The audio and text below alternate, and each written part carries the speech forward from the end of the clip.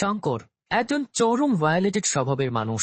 অন্যদিকে মুক্তি গভীরভাবে গবেষণা করছে এমন এক মেডিকেশনের ওপর যা ভায়োলেট মানুষকে নন ভায়োলেটে রূপান্তর করতে পারে। এই গবেষণার সূত্র ধরেই মুখোমুখি হয় শঙ্কর ও মুক্তি। কিন্তু এক্সপেরিমেন্টের খেল খেলতে খেলতেই শঙ্কর হারিয়ে ফেলেন নিজেকে মুক্তির প্রেমে, আর মুক্তি তখনও অটল নিজের দায়িত্ব আর গবেষণায়। সেখান থেকে শুরু হয় বাধা বিপত্তির হিড়ি। গল্পে চলে আসে টার্ন টুইস্ট, যা আপনাকে ভাবিয়ে তুলতে বাধ্য করবে। তাহলে আর দেরি না করি এই মুভির এক্সপ্লেনেশন শুরু করা যাক। গল্পের শুরুতে ফ্লাইট লেফটেন্যান্ট শঙ্করকে নির্দেশ অমান্য করে একটা শত্রুপক্ষের প্লেনের দিকে যেতে দেখা যায়। শত্রুপক্ষ ছিল চায়না। চায়না মিলিটারি ফোর্স যেই অ্যাটাক করতে যাবে তখনই শঙ্কর হাজির হয় এবং চায়নাকে বর্ডারের বাইরে যেতে বাধ্য করে তার মিসাইল দেখিয়ে। চায়নাও যেতে বাধ্য হয়। এরপর শঙ্কর বেজে ফিরে আসলে গ্রুপ লিডার শেখাওয়াত জবাবদিহি করে তাকে, কারণ অলরেডি একটা পাশে পাকিস্তানের সাথে যুদ্ধ চলছে আর শঙ্কর কিনা চায়নার সাথে যুদ্ধ প্রায় লাগিয়েই ফেলেছিল। শঙ্কর বলে, শত্রুপক্ষই এসেছিল, তাই আমি আমার মনের কথাই শুনেছি। শেখাওয়াত রেগে গিয়ে শঙ্করকে গ্রাউন্ডিং করে এবং জানায় তার নামে ইনকোয়ারি বসবে। শঙ্কর আপন মনে তা মেনে নিয়ে চলে যায়। তখন অন্য একটা অফিসার শেখাওয়াত স্যারকে বলে, শঙ্কর আমাদের মধ্যে সবচেয়ে বেস্ট, তার সাথে এমনটা করবেন না, ও সবসময়ই এমন, ওর টেম্পার কিন্তু একটু বেশি। শেখাওয়াত জানায় তাকে সোজা করার জন্যই এই ব্যবস্থা নিচ্ছি, তার কাউন্সিলিং দরকার। এরপর শঙ্করকে নিয়ে ইনকোয়ারি বসে। সেখানে পরবর্তী নির্দেশ না দেওয়া পর্যন্ত ফ্লাই করা থেকে বিরত রাখার সিদ্ধান্ত দেওয়া হয়। তাছাড়া ডিপার্টমেন্টের বেস্ট কাউন্সিলরকে দিয়ে শঙ্করের কাউন্সিলিং করার নির্দেশ দেওয়া হয়। এই পর্যায়েই আমাদের দেখানো হয় ডিফেন্সের বেস্ট সাইকোলজিস্ট মুক্তিকে। সে কিছু একটা ব্যাপার নিয়ে বেশ টেনশনে রয়েছে। এমন সময় কাছের কেউ একজন তাকে কল করলে মুক্তি সেই কাছের মানুষকে দ্রুত তার কাছে আসতে বলে, কারণ তার সময় একদম ভালো যাচ্ছে না। এমন সময় গ্রুপ লিডার শেখাওয়াতের রেফারেন্সে শঙ্করকে কাউন্সিলিং করার দায়িত্ব দেওয়া হয় মুক্তিকে। মুক্তি শঙ্করের ফাইল দেখে কেঁপে ওঠে। ফাইলটা তার হাত থেকেই পড়ে যায়। তখন শঙ্করের ছবির উপর বোলাতে থাকে হাত। মুক্তি হয়ে ওঠে অনেক ইমোশনাল। দেখে বোঝা যায় মুক্তি প্রেগনেন্ট। এজন্যই বোধহয় প্রিয়জনকে সে তার কাছে ডাকছে। যাই হোক, মুক্তি শঙ্করের ফাইল নিয়ে তার বসের কাছে আসে। তারপর জানাই সেই কাজটা করতে চায়। বস বলে, তোমার এই অবস্থায় কেমনি কি? কিন্তু মুক্তি জানায় সে পারবে। মুক্তি বাড়ি এসে অসুস্থ বাবাকে জানায়, অবশেষে শঙ্করের খোঁজ পেয়েছি, আমি শঙ্করের কাছে যাচ্ছি। শঙ্করের কথা শুনে বাবা একটু রেসপন্স করে। পরের দিনই শঙ্করের বেইজের উদ্দেশ্যে বেরিয়ে পড়ে মুক্তি। এর মধ্যেই মুক্তি চলে আসলে ডাকা হয় শঙ্করকে। এরপর শঙ্কর যে মুক্তির দিকে তাকায় তখন সে অনেক ইমোশনাল হয়ে যায়। স্তব্ধ হয় মুক্তিও।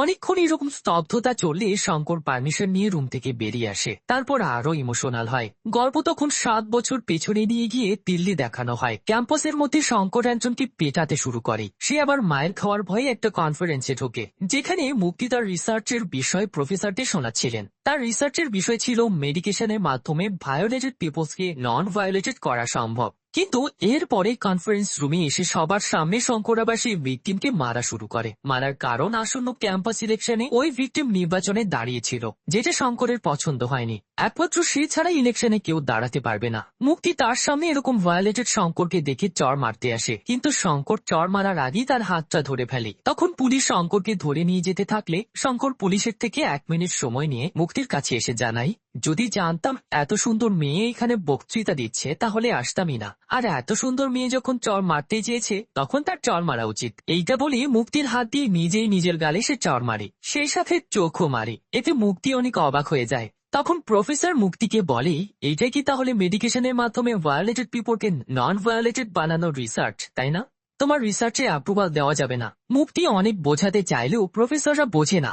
জানাই, আগে প্রুফ দেখাও, তবেই তোমার রিসার্চটা অ্যাপ্রুভ করব। মুক্তি বেশ ভালো ফাঁসায় ফেসে যায়। অন্যদিকে থানাতে চিল অবস্থাতেই থাকে শঙ্কর এবং তার বন্ধু, কারণ তার উকিল বাবা তাকে ঠিকই ছাড়াতে আসবে। এর আগেও তো অনেকবার ছাড়িয়েছে। একটু পরে শঙ্করের বাবা আসে, কিন্তু এবার আর একদিনে ছাড়িয়ে নিয়ে যায় না। বন্ধু তার শঙ্করকে বলে, এবার ভ্যালেন্টাইন বোধহয় জেলে কাটাতে হবে রে। তখনই শঙ্কর থানাতে মুক্তিকে দেখতে পায়। মুক্তি পুলিশের সাথে শঙ্করের সাথে 1 ঘন্টা কথা বলার সময় চেয়ে নেয়। এতে করে পুলিশ রাজিও হয়। তাই মুক্তি শঙ্করকে নিয়ে একটা জায়গায় বসে। বাইরে নিয়ে এসে মুক্তি শঙ্করকে জানায়, তোমাকে প্রফেসররা তোমার কিট মনে করে, কিন্তু আমি সেটা মনে করি না। আমি তোমাকে একটা ফেভার করব, তোমাকে আমি ভায়োলেটেড পিপল থেকে নন ভায়োলেটেড বানিয়ে দিতে পারবো। এজন্য তুমি যাকে মেরেছ সবার সামনে গিয়ে তাকে সরি বলবে, তারপর আমার সাথে 1-on-1 সেশনে বসবে, আর সাথে আমি তোমাকে কয়েকটা টাস্ক দেব, সেগুলো পূরণ করলেই হবে। এসব শুনে শঙ্কর বলে, এসব কি বিয়ের পর নাকি গার্লফ্রেন্ড অবস্থায়? মুক্তি অবাক হয়ে বলে, শঙ্কর বলে, হঠাৎ এসে আমাকে তোমার কথা অনুযায়ী 1-on-1 সেশন করতে বললে, আমার কয়েকটা টাস্কও পূরণ করতে বললে, আর আমি এতে মেনে গেলাম। মামার ঘরের আবদার নাকি? আবার বলছো সবার সামনে যাকে মেরেছি তাকে সরি বলতে। আমি তোমার জন্য এটা কেন করতে যাব? আমি এটা করবো আমার ওয়াইফের জন্য। যাও, তোমার ফেভার আমার লাগবে না। মুক্তি একবার ট্রাই তাও করতে বলে, কিন্তু শঙ্কর আর মুক্তি কোনো কথাই শোনে না। মুক্তিকে বিদায় করে দেয়, এরপর হাত দিয়ে দেখিয়ে দেয় চোখে চোখে সে রাখবে। পরের দিন মুক্তি পিএইচডি করতে আসা একজনকে তার রুম দেখিয়ে দিতে গেলে তার দিকে হঠাৎ করে রকেট পটকা আসে। এই রকেট পটকাগুলো মূলত শঙ্কর আর তার বন্ধুরাই মারছিল, কারণ ভ্যালেন্টাইনই সবাই প্রেম করছে, তাদের কিনা কেউ নেই। এই রকেট চোরাচুরি দিয়ে মুক্তি আবারও রাগ দেখাতে আসে শঙ্করের কাছে। এরপর ফোন বের করে পুলিশকে কমপ্লেইন করতে চাইলে শঙ্কর জানায়, করো ফোন, এই স্টেট পুলিশকে আমার দেখা হয়ে গিয়েছে।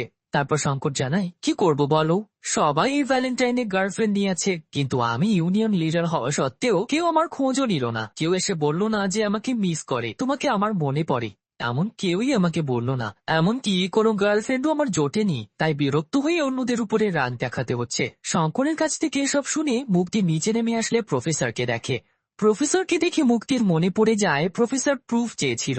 তাই মুক্তি আবার চলে আসে শঙ্করের কাছে। তারপর শঙ্করকে বলে, আমি তোমাকে মিস করি, তোমার কথা আমার সব সময় মনে পড়ে। বন্ধুরা আবার মজা করে শঙ্করের কাঁধে মাথা রেখে বলতে বলে, মুক্তিও সেইটাই করে। সে বলে, এই ভ্যালেন্টাইন থেকেই না হয় আমি তোমার গার্লফ্রেন্ড বনে গেলাম। শঙ্কর তখন জানায়, আমি একবার যদি তোমার প্রেমে পড়ি আর তোমাকে না পাই তাহলে এই দিল্লি জ্বালিয়ে দেব। মুক্তি জানায়, তোমার গার্লফ্রেন্ড দরকার, তাই তুমি আমাকে ভালোবেসে গার্লফ্রেন্ড বানাও, কিন্তু আমি তোমাকে আমার কাজ হিসেবে নেব, এর বেশি কিছু নয়। এখানে ভালোবাসার 0%ও চান্স নেই। এখন তুমি রিস্ক নেবে কিনা বলো? শঙ্কর রিস্ক নিয়েই নেয়। এরপর থেকে দুজন একসাথে ঘোরাঘুরি শুরু করে। মুক্তি একদিন শঙ্করকে জিজ্ঞেস করে, তোমার কি কি পছন্দ? শঙ্কর জানায়, সব। মুক্তি এরপর বলে, আমার মাঝে তোমার কি পছন্দ? শঙ্কর বলে দেয়, বডি। এরপর দুজন আরো একসাথে ঘোরাঘুরি করে। একদিন বাসে মুক্তিকে একজন টাচ করলে শঙ্কর লোকটির উপরেই খেপে যায়। তখন মুক্তি আবার শঙ্করকে বোঝায়। এর মধ্যে মুক্তি তার রিসার্চ দিয়ে লেখালেখি করলে শঙ্কর জিজ্ঞেস করে, কি লিখছ? মুক্তি জানায়, ইংরেজিতে লিখছে, তুমি বুঝবে না। শঙ্কর তাই ইংরেজি শিখতেই যায়। আরো অনেক জায়গায় ঘোরাঘুরির সময় শঙ্কর ইচ্ছে করে মুক্তিকে টাচ করে। মুক্তি আবার খুশি মনেই ছাড়িয়ে দেয় শঙ্করকে। এভাবেই 2 মাস কেটে যায়। বন্ধুরা একদিন শঙ্করকে বলে, এভাবে আর কতদিন, এবার কিছু একটা কর। শঙ্কর জানাই, করেছি তো, একবার হাতে স্পর্শ করেছি, একবার পায়ে, একবার গালেও স্পর্শ করেছি। বন্ধুরা এসব শুনে হাসা শুরু করে আর জানায়, ফান করবি কবে তাহলে? এর মধ্যে প্রফেসরদের সামনে মুক্তি শঙ্করকে উপস্থিত করে। শঙ্কর সেখানে 2 প্রফেসরের মধ্যে ইটিশ পিটিশ লাগিয়ে দেয়। তখন আবার শঙ্করের ফোনে একটা কল আসলে শঙ্কর রেগে প্রফেসরের রুম থেকে বেরিয়ে যায়। সেই সময় মুক্তি একা রুমে থাকলে একটা প্রফেসর মুক্তিকে জানায়, শঙ্কর আসলে তোমার সাথে রাগ কাটাতে চায়, কিন্তু তুমি আছো এক্সপেরিমেন্ট নিয়ে। এই এক্সপেরিমেন্ট শেষ হতে হতে সে তো ডক্টরেট করে ফেলবে। অন্যদিকে শঙ্কর বাইরে এসে বাস ভাঙতে থাকে। মুক্তি দৌড়ে এসে শঙ্করকে থামায়। তারপর বাসের ড্রাইভারকে বলে শঙ্করকে চড় মারতে। মুক্তি এবার ফোন করে প্রফেসরকেও বাইরে আসতে বলে।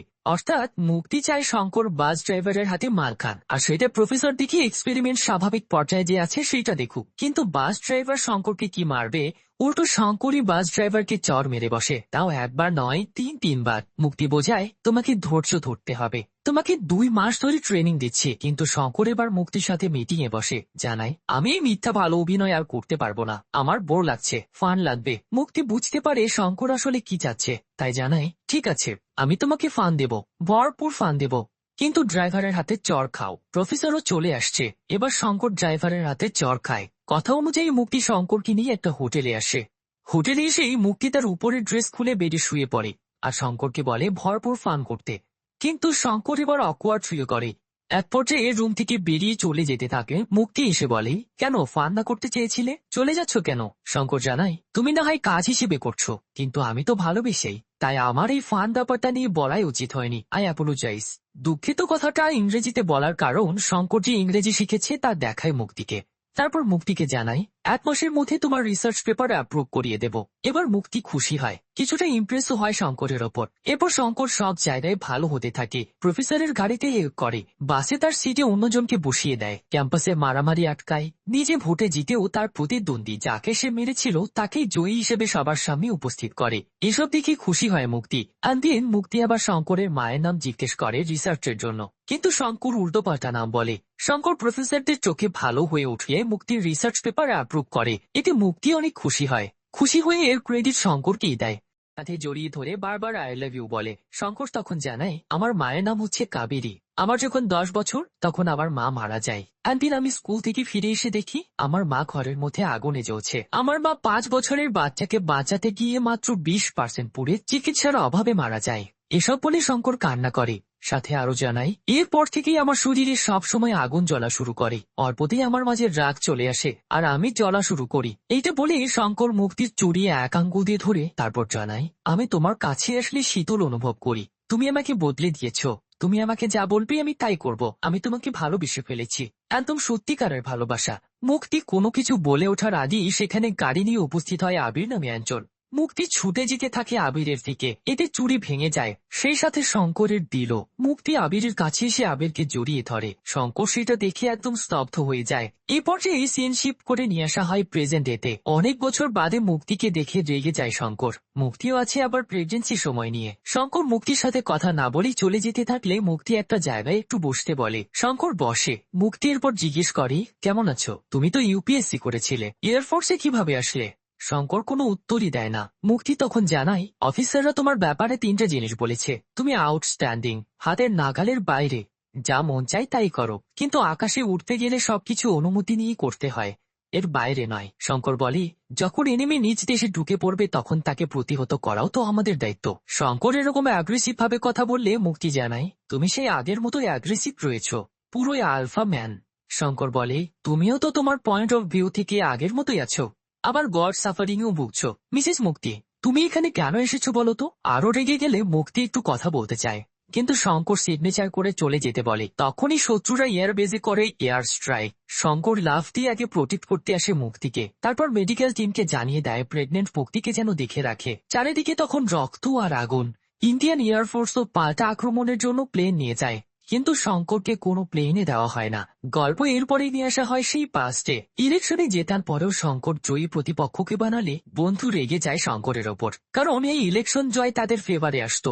কিন্তু এখন এটা কিছুই হচ্ছে না, তুই তো এখন আবারও নন ভায়োলেটেড পিপল হয়ে গিয়েছিস। আরেক বন্ধু আবার আবিরের সম্পর্কে খোঁজ নিয়ে এসে জানায়, আবির হচ্ছে সায়েন্টিস্ট বিক্রম চাওয়ালের ছেলে, থাকে আমেরিকাতে। মুক্তি আর আবির একসাথে ফ্রান্সে পড়াশোনা করেছে, তারা খুব ভালো বন্ধু। দুজনের বাবাও বন্ধু। এই দুজনের মধ্যে বিয়ে ঠিক করা হয়েছে। এইটা শুনে মাথা গরম হয়ে যায় শঙ্করের। অন্যদিকে আবিরকে সাথে নিয়ে মুক্তি একটা বারে আসে। সেখানে জানা যায় মুক্তি আসলে একজন ডক্টর। সে আসলে ভায়োলেটেড পিপলকে কিভাবে নন ভায়োলেটেড করা যায় সেটার উপর পিএইচডি তথা রিসার্চ করতে এসেছিল। মুক্তি আবিরকে জানাই, বাবা তোমাকে পছন্দ করে জানি, কিন্তু আমি একটু দেরিতে বিয়ে করতে চাই। আমেরিকাতে সেটেল হব, সেখানে জব করব, এই ইচ্ছে। আবির আবার জানতে চাই রিসার্চের দিনগুলো কেমন ছিল। মুক্তি জানাই, বেশ কমপ্লিকেটেড, তবে এখন সে পুরোপুরি বদলে গিয়েছে। আবির মুক্তির কাছে এসে শঙ্করের এরকম প্রশংসা করলে সে জিজ্ঞেস করে, চক্করে পড়লি নাকি? মুক্তি জানায়, সেরকম নয়, তবে শঙ্করের মায়ের হিস্টোরি আমাকে ব্যথিত করেছে। মায়ের মৃত্যু শঙ্করকে অনেক কষ্ট দিয়েছে। দুজন এরকম আলাপ করতে থাকলে শঙ্কর এবং তার বন্ধু মোটরসাইকেল নিয়ে সেই বারে আসে। শঙ্করের বন্ধু ভেদ আবার পিস্তল দিতে চাইলে শঙ্কর পিস্তল না নিয়ে মোটরসাইকেলের পেট্রোল বোতলে ভরিয়ে দুজনের মাঝে আসে। তারপর দুজনের ড্রিঙ্কস শঙ্কর খেয়ে মুক্তিকে জানায়, যখন তোমার কাছে থাকি তখন নন ভায়োলেটেড থাকি, কিন্তু দূরে থাকলে আবার ভায়োলেটেড, তাই এই খেয়ে আর খেলতে পারবো না। এটা বলে আবিরের গায়ে পেট্রোল ঢেলে দেয়, সে সাথে নিজের গায়েও। এরপর আগুন জ্বালালে মুক্তি আবিরকে ফ্রেঞ্চ ভাষায় বলে, আমি জানি ও তোমাকে কিছু করবে না, সে ভালো হয়ে গিয়েছে। শঙ্কর এই ভাষা বুঝতে না পেরে ইংরেজিতে বলতে বলে, সাথে জানায়, হয় ওই আমার গায়ে আগুন লাগিয়ে দিক, না হলে আমি ওর গায়ে দেব, এই খেয়ে আর খেলতে পারবো না। এটা বলে চলে যায় শঙ্কর। এই পর্যায়ে সিন আবারও প্রেজেন্ট ডেতে নিয়ে আসা হয়। আহতরা সবাই বাংকারে চিকিৎসা নিলে এক পাইলট মুক্তিকে বলে, আপনি শঙ্কর স্যারের জন্য এসেছেন না? তাকে টিক মেরে দেন, তার মতো দক্ষ পাইলট আর কেউ নেই। অনেক উপর লেভেলে অনেকবার প্রমোশন হয়েছিল তার, কিন্তু প্রতিবারই রিজেক্ট করে আবার পাইলটই এসেছেন। এসব শুনে মুক্তি জিজ্ঞেস করে, আপনি কি তার ফ্যামিলি সম্পর্কে জানেন? বিয়ে করেছে কিনা, বাচ্চা আছে কিনা? লোকটি জানায়, শঙ্কর স্যার ফ্যামিলির ব্যাপারে সেরকম কিছু না জানালেও একবার ড্রিঙ্কস করা অবস্থায় বলেছিল এই বিয়ের চক্কর একবার তাকে জানোয়ার থেকে মানুষ বানিয়েছিল, আবার মানুষ থেকে জানোয়ার, সেখান থেকে এখন আবার মানুষের পর্যায়ে। বিয়ে নাকি অলমোস্ট হয়ে গিয়েছিল, কিন্তু সেখান থেকে হয়নি। এসব শুনে মুক্তি এবার কষ্ট পায়, এত বছরেও কিনা সে বিয়ে করেনি। সিন নিয়ে আসা হয় পাস্টে। বারে ওই ঘটনা ঘটার পর মুক্তি আসে শঙ্করের বাড়িতে, এসেই পড়ে যায় ঝামেলায়। বাড়ি কিনা একটা বস্তির মধ্যে, জুতো পরে সিঁড়ি বেয়ে উপরে উঠতেও পারে না, তাই জুতো খুলে হাতে নিতে হয়। আবার ঘরে ঢুকলে দেখে বাপ বেটা বন্ধু একসাথে বসে ঘরে খাবার খাচ্ছে, ঘরটাও ঘরের পর্যায়ে পড়ে না, পুরো অকওয়ার্ড ফিল করতে মুক্তি শঙ্করের বাবা আবার তাদেরই খাবার খেতে দেয়। মুক্তি খাবার নিয়ে বলে, আসলে আমি দুঃখিত, কাজের দিকে মনোযোগী হওয়ায় তোমার দিকটা দেখতেই পারিনি। এরপর কি জানি একটা বলতে চায় কিন্তু তা বলতেই পারে না, তাই তাদের বাড়িতে বাবার সাথে দেখা করতে আসতে বলে। এতে শঙ্করের বাবা আবার শঙ্করকে সম্মতি দেয়। মুক্তি চলে যাওয়ার পর বাপ বন্ধু খুশিতে আত্মহারা হয়ে ওঠে। শঙ্করের ভালোবাসার মানুষের সাথে বিয়ে হতে যাচ্ছে বলে কথা। বাপ বেটা বিয়ের জন্য শপিংও করে ফেলে।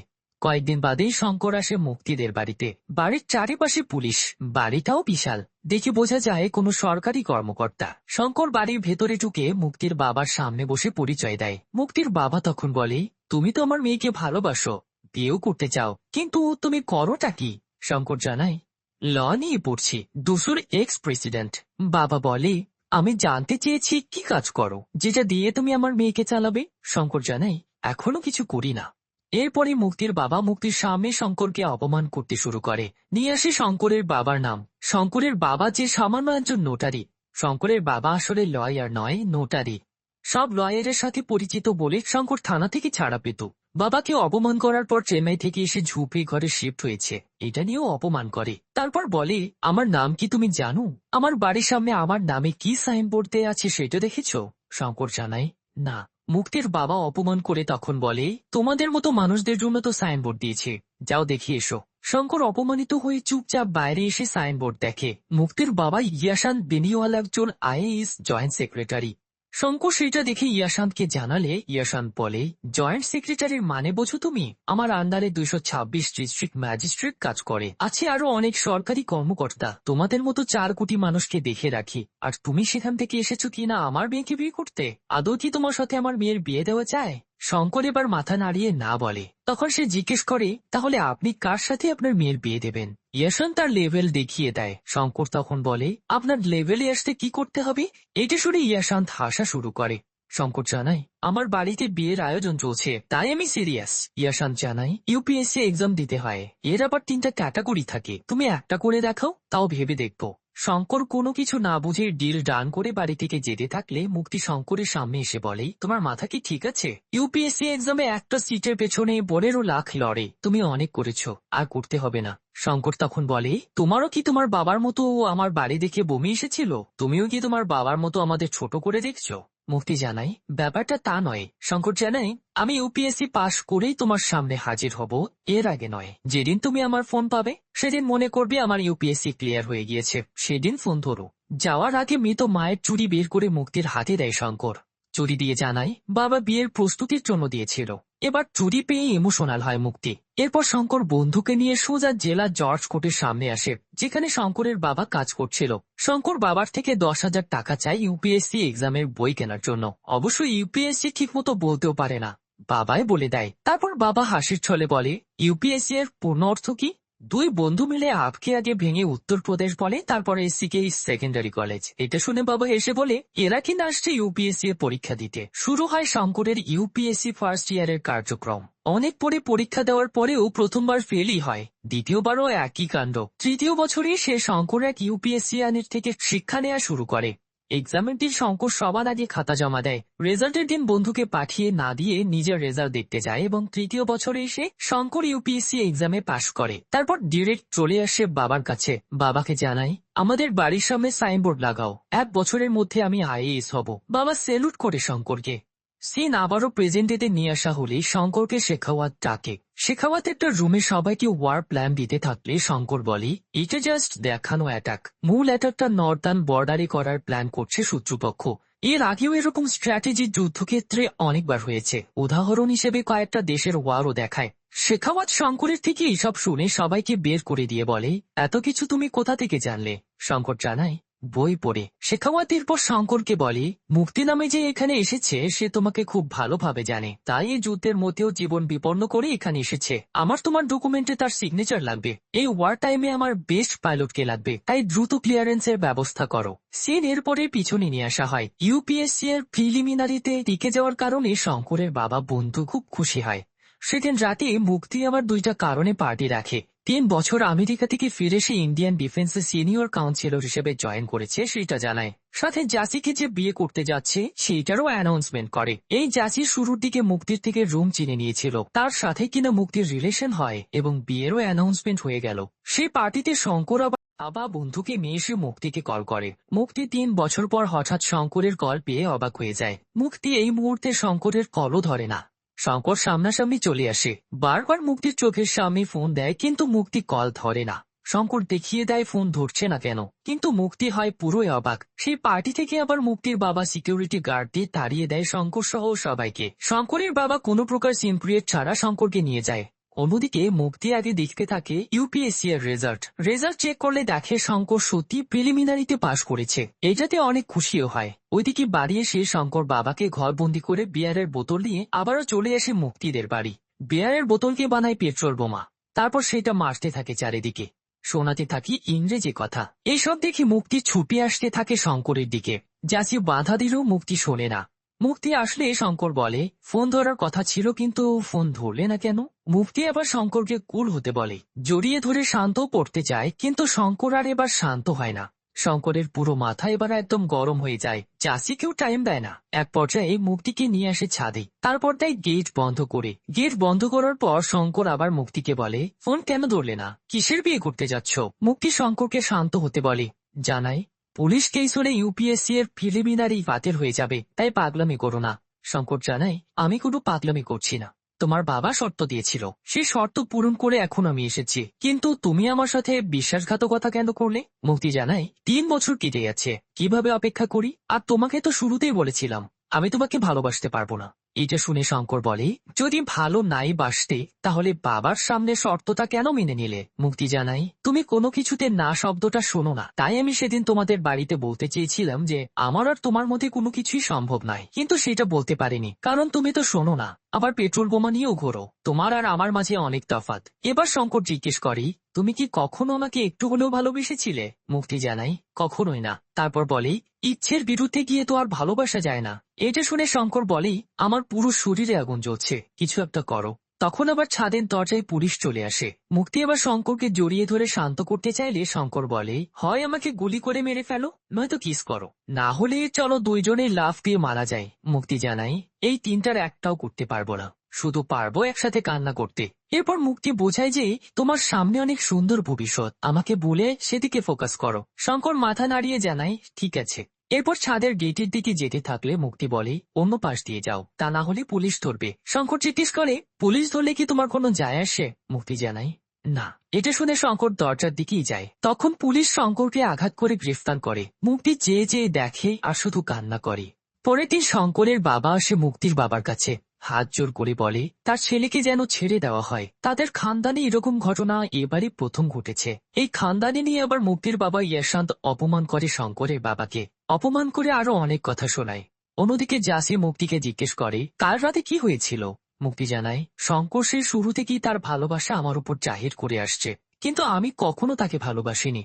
তবে বুঝতে পারি সে আমাকে অনেক ভালোবাসে, কিন্তু আমি কখনোই সেভাবে তাকে দেখিনি। এইটা আমি তাকে বলেও এসেছি। এসব শুনে জাসি বলে তোমার একবার শঙ্করকে সরি বলা উচিত, সরি না বললেও একবার অন্তত দেখা করে সান্ত্বনা দেওয়া উচিত। মুক্তি জানায় কালকে রাতে একসময় শঙ্কর আমাকে বলে আমি যেন তাকে গুলি করে মেরে ফেলি, অথবা কিস করি, কিংবা একসাথে ছাদ থেকে লাফ দেই।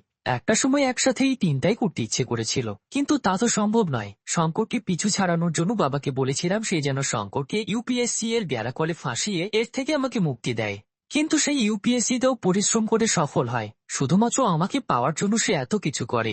এই ইউপিএসসি তার কোনো দরকারই নেই, সে শুধু চাই আমি যেন তার হই, কিন্তু আমি তো তার হতে পারবো না। এটা জানিয়ে মুক্তি জাসিকে বলে যেন দ্রুত তাকে বিয়ে করে, বিয়ে করলে শঙ্করের মতো ভায়োলেট পিপল আর তার পিছু নিতে পারবে না। জাসিও জানাই ঠিক আছে। ওইদিকে বাইরে ইয়াশান্ত শঙ্করের বাবাকে বলে বাড়িতে যারা কাজ করছি তাদের পা ধরে মাফ চাও, তাহলেই ছেলেকে ছেড়ে দেব। বাবা নিরুপায় হয়ে একে একে সবার পা ধরে মাফ চায়। এর মধ্যে হঠাৎ মুক্তি চলে আসলে মুক্তির পা ধরেও মাফ চায়। মুক্তি তখন তার বাবাকে এসব করতে নিষেধ করে। ইয়াশান্ত জানায় শঙ্করের এফআইআর লেখা হয়নি, জানায় কোথায় শঙ্কর আছে, তবে তার আগে জানিয়ে দেয় এই দিল্লিতে যেন শঙ্কর আর না থাকে, থাকলে কিন্তু খবর করে ছাড়বে। বাবা ঠিকানা পেয়ে ছুটে আসে শঙ্করের কাছে।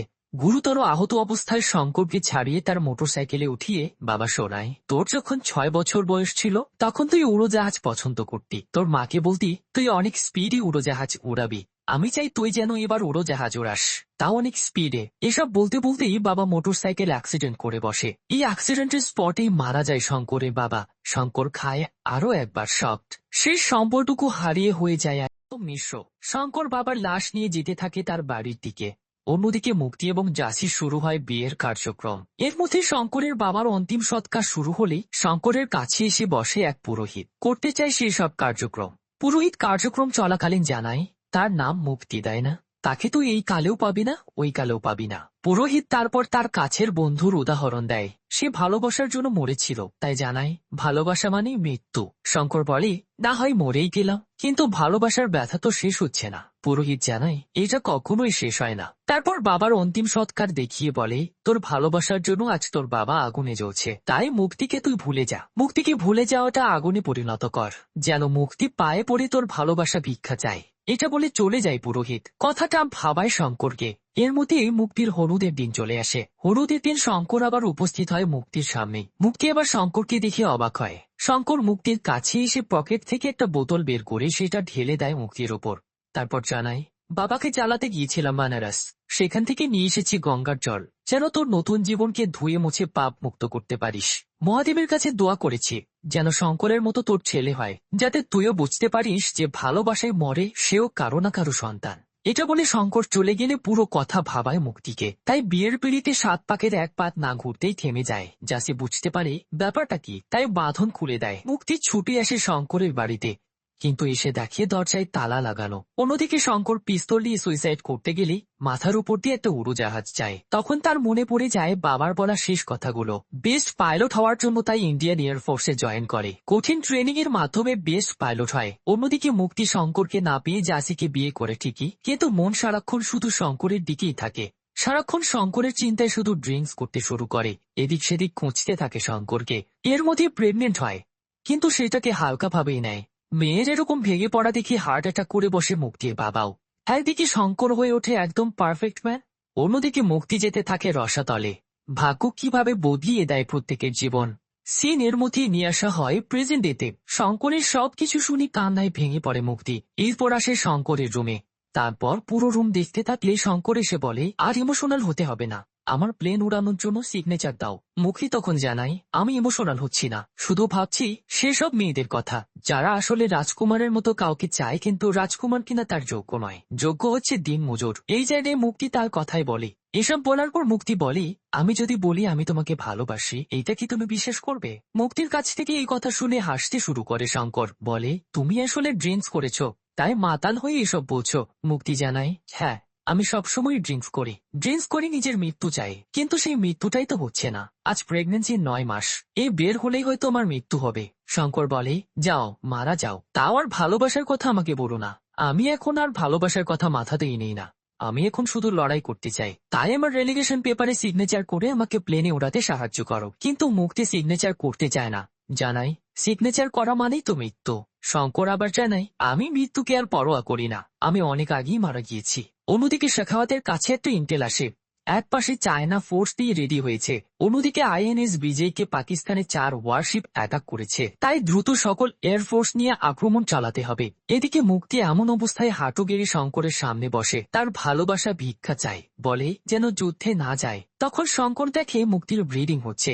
মুক্তি জানায়, আমার আর তোমার সম্পর্ক তো এই রক্তের মতোই, তাই এটা কোনো ব্যাপার নয়। কিন্তু শঙ্কর এমন অবস্থা দেখে মুক্তিকে দ্রুত মেডিকেল সেন্টারের দিকে নিয়ে যেতে থাকে। তখন মুক্তি জানায়, এই সন্তানটা তো তোমার। আমি বাবার ইচ্ছেতেই জাসিকে বিয়ে করেছি, কিন্তু তাকে কখনো মেনে নিতে পারিনি। তুমি আমাকে শেষবার বলেছিলে না আমার ছেলেও যেন শঙ্করের মতো হয়, আমি সেটাকেই ধারণ করে রেখেছি। শঙ্কর এসব শুনে বলে, কিসব যা তা বলছো, এই মুহূর্তে তোমার হাজবেন্ডকে ডাকো। মুক্তি জানায়, জাসি এখন আইএনএস বিজয়ে, সে হয়তো সেখানেই মারা যাবে, আর তুমি গেলে তুমিও মারা যাবে, তাই আমার হবু ছেলেকে একা রেখে চলে যেও না।